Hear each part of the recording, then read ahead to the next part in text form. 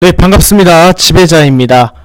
최근에 엔터주가 잇따른 악재로 지금 지속적으로 투자 심리가 흔들리고 있습니다. 이와 함께 오늘 DMZ 관련 소식이 나왔고, 또 미세먼지 관련주, 그리고 추가적으로 이 기술주 중심으로 뭔가 좀 상승의 모멘텀이 나올 가능성이 크면서 이 엔터주의 그 투자 심리에 관한 약간 불안감이 지속적으로 확보되고 있습니다. 여기에 이제 로이킴까지도 이제 언급이 되었죠. 그래서 엔터주 잇따른 악재 속에서 기존에 있던 엔터주 투자 전략과 함께 좀 제가 좀 간단한 설명을 영상을 통해서 드리도록 하겠습니다. 네, 바로 시작하겠습니다. 자, 영상 시청하시기에 앞서서 채널 구독하기 좀 반드시 클릭해 주시고요. 좋아요도 잊지 마셔라. 이렇게 좀 말씀을 드리겠습니다. 자, 기사가 나왔습니다. 최근에 그 승리 사건이라던가 정주영 사건을 통해서 이 엔터테인먼트 관련사들이 상당히 직격탄을 맞았습니다. 이에 그동안 좀 잠잠하던 로이킴까지 좀 언급이 되면서 어떻게 보면 우려가 좀 현실로 되지 않을까 이렇게 좀 불안감이 확산되고 있습니다. 로이킴이라고 한다면 어떻습니까? 이 봄의 히트곡, 히트곡을 보유하고 있으면서도 상당히 좀 깔끔하고 부드러운 이미지를 그동안 좀 가지고 있었는데, 이렇게 좀 소식이 뜨면서 로이킴 측에서도 그 보도자료가 나왔죠. 경찰 조사에 성실히 임하겠다, 이렇게 좀 소식이 나왔습니다. 좀 차트를 보자면 먼저 YG 엔터테인먼트 차트입니다. YG 엔터테인먼트 차트 어떻습니까? 승리 사건 이후에 투자 심리, 어떻게 보면 투자 심리가 악화된 이유에는 당연히 그 회사에서 이 기업에 관한 신뢰가 어느 정도 무너질 수 있는 그런 큰 사건이 터지면서 그동안 박스권 형태에서 단계적으로 지지 저점을 높여가던 YG 엔터테인먼트가 순식간에 하방으로 떨어졌죠. 큰 폭으로 하락을 함과 함께 일단은 어느 정도 지지를 하면 35,000원대 라인 지지를 하면서 지금 반등하고 있는 모습은 좀 나와주고 있는데, 어쨌든 YG 엔터테인먼트 이 주가에도 상당히 직격탄을 맞음과 함께 기존의 주주들에 관한 이런 신뢰성에 대한 문제도 다시 한번 부각이 되는 그런 사례가 있었습니다. 그 다음 차트는 바로 SM 차트입니다. SM도 마찬가지로 이 사건이 터진과 동시에 엔터테인먼트 업계에서의 가장 대장격인 성격을 갖고 있는 SM도 직격탄을 맞으면서 장대 음봉 내려 꽂았습니다. 이렇게 되면서 이 역시 마찬가지로 3만원 중후반대 지지를 하고 재차 다시 이제 반등하는 흐름이 어느 정도 나오고 있는 모습입니다.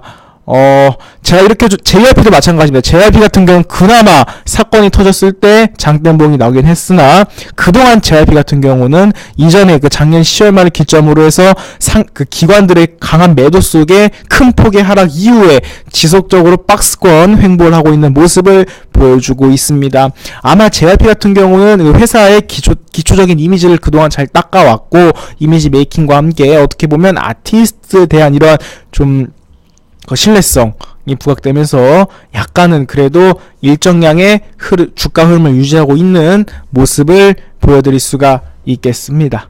자, 엔터주 투자 전략, 제가 이 말씀을 왜 드리냐, 투자 심리 때문에 상당히 흔들릴 때도 있습니다. 하지만 통상적으로는 엔터테인먼트 회사들이 어떠한 방향으로 움직이는지 그 부분은 좀 짚고 넘어가야 되지 않을까 싶습니다. 엔터주 또는 이 미디어 관련 투자를 하실 때 참고를 하시면 좀 도움이 될 것 같습니다. 엔터테인먼트 관련주, 비록 안 좋은 사건들이 많이 있지만 이 와중 속에서도 우리 일상 속에서 항상 붙어 다니는 것이 뭡니까? 바로 엔터테인먼트입니다. 저희가 보고 있는 창작물, 그리고 저희가 출근길이라던가 퇴근길이라던가 또는 학교에서 이렇게 보는 모든 영상물, 즉 이용하는 모든 컨텐츠가 다 엔터테인먼트에 속합니다.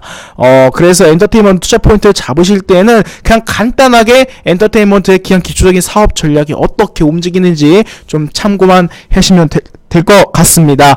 엔터테인먼트 상반기 같은 경우는 이러한 신인그룹 또는 기존의 새로운 다양한 시도를 창작형으로 많이 만들어내서 컨텐츠 배포를 합니다. 상반기가 최고의 기회이죠. 봄, 여름 어떻습니까? 어떻게 보면 그 상당성 테스트를 하고 그 다음 연도를 그 작품성 테스트, 예를 들어서 작품 K-팝이랑 K-팝 네, 또는 이와 다른 좀 컨텐츠, 창작형 컨텐츠 같은 경우는 이 상반기에 어떻게 보면 그 반응을 통해서 그 다음 연도에 좀 중장기 형태로 해가지고 이 사업 전략을 다시 로드맵을 구사를 할 수가 있습니다. 즉 컨텐츠에 필요한 전략을 짠다는 거죠. 어느 정도 가늠을 할 수 있는 시기가, 이 테스트에 관한 가늠할 수 있는 시기가 바로 상반기가 아닐까 싶습니다. 그리고 가장 중요한 건 역시나 여러분 하반기입니다. 하반기 여러분들 그러니까 통상적으로 이 매출 플러스 스타성과 이 스타 파워, 인기, 브랜드의 상당히 역량에 집중을 상당히 몰두합니다. 전략 자체도 연말에 초점을 두고 할 수밖에 없는 이유가 있습니다. 이 기업별로 연말에 어떻습니까? 상당히 전쟁 같은 이런 좀 경쟁이 사실 구도가 발생을 하면서 사업 전략 자체도 스타성 또는 A급 톡수 많은 스타급 A급 또는 S급 이러한 그 연예인들이 상당히 많이 동원을 하거나 여기에 필요한 컨텐츠 상당히 많이 동원을 하는데 하반기에 이럴 수밖에 없는 이유가 있습니다. 그냥 간단합니다. 우리가 연말마다 보는 게 있죠. 뭡니까? 바로 각종 시상식입니다. 이 시상식 이외에도 제가 지금 공중파 시상식만 남겼지만 뭐 엠넷의 아시안 뮤직 어워즈라든가 뭐 플랫폼사 멜론에서 진행하는 멜론 뮤직 어워드 이와 더불어서 뭐 잘 아시겠지만 뭐 대종상 영화제 뭐 국제적인 각종 시상식 이러한 시상식들이 대부분 다 어떻습니까? 이 하반기에 다 전부 다 몰려 있습니다. 그러면 이 시상식 같은 경우는 이미 이 대중들이 연말에 가장 많이 즐기는 프로임과 동시에 어떻습니까? 해당 진행하는 사업체, 기업들의 이런 파워를 가장 크게 과시할 수 있는 무대이기도 하기 때문에 당연히 이 하반기에 초점을 두고 스타성 파워를 최대한 많이 발휘할 수밖에 없는 컨텐츠를 만들어낼 수밖에 없다. 이렇게 좀 말씀을 드릴 수가 있겠습니다. 엔터테인먼트 관련주 투자를 하시는데 참고를 하시라 이렇게 간단하게 말씀을 드리는 거고요. 자, 제가 지금 이렇게 공중파와 국내 사례 말씀을 드렸지만 여러분들 BTS입니다. BTS.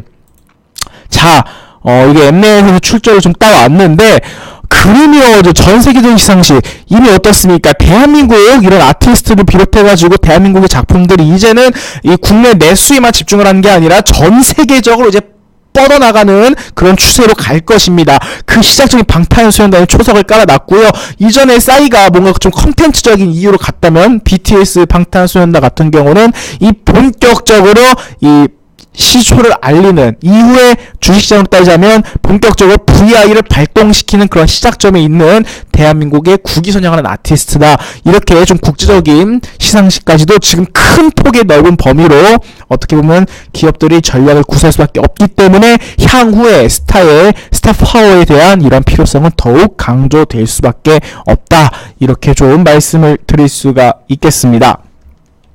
네, 그래서 제가 이렇게 좀 준비를 했습니다. 엔터테인먼트 관련주 포함되어 있습니다. 미디어 컨텐츠도 제작사까지 포함되어 있습니다. 1분기 대형 어닝 서프라이즈가 기대가 되는 사상 최대 실적 예상 종목이 있습니다. 이 종목 왼쪽 상단을 보시면 연락처가 나와 있으니까 문자로 숫자 100 남겨주시면 이 종목의 투자 포인트와 이 종목 분석을 한 자료들을 좀 보내드리도록 하겠습니다. 네, 여러분 즐거운 저녁 보내십시오. 감사합니다.